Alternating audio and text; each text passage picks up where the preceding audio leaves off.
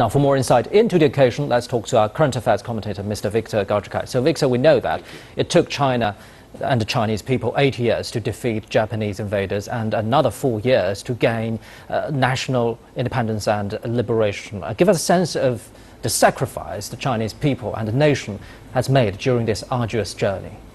Well, definitely, if we talk about the Chinese people's contribution to the ultimate victory of the Second World War, especially in the Pacific and Asian theater, then the Chinese nation did suffer great sacrifices and also make great contributions to the victory of the Second World War. And China, as a victor nation, has achieved a great international standing on the global stage because of our sacrifice and great contribution.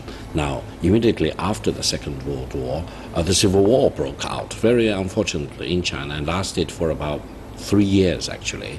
And that, again, became an ultimate battle between the Communist Party, who represented the broad masses of the people, versus the nationalist or the KMT party, which actually became increasingly isolated and increasingly corrupt. So the ultimate victory, led by the Communist Party of China in 1949, meant the liberation and the emancipation of the Chinese people. And again, I think China stood up, as Mao Zedong declared, on the Tiananmen Gate, and ever since then, China has embarked upon a very unique and extraordinary path of development. And all these major events, I think, are very much carved in history.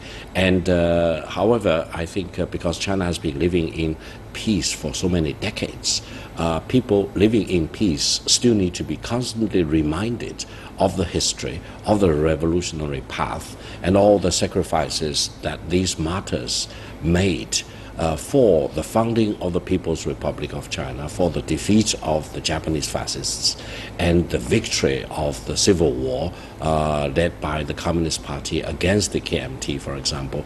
And then, since the founding of the People's Republic, on many, many important occasions, these great people continue to make great contributions, and many of them actually still become martyrs by sacrificing their lives. So all these heroic events need to be constantly reminded, and I think the Martyrs' Day, which we now observe every year on today, will serve this purpose, to constantly remind the people of the history and the revolutionary path that we have gone by. And in other countries, there are similar holidays and memorial days, for example. So China is doing this not only for our own purpose, but also, if we look at the international comparison, we are also doing our part, as many other countries are doing their memorial days to serve, to honor and memorialize their martyrs in their own countries.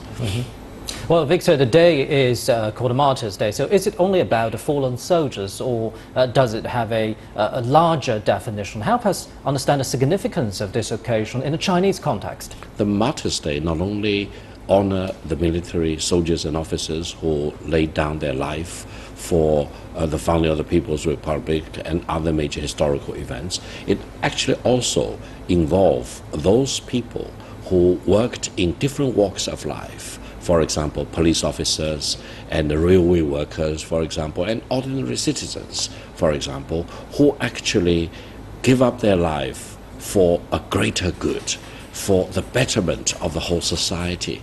And these people eventually would also be declared as martyrs because they did not fear death for their own lives.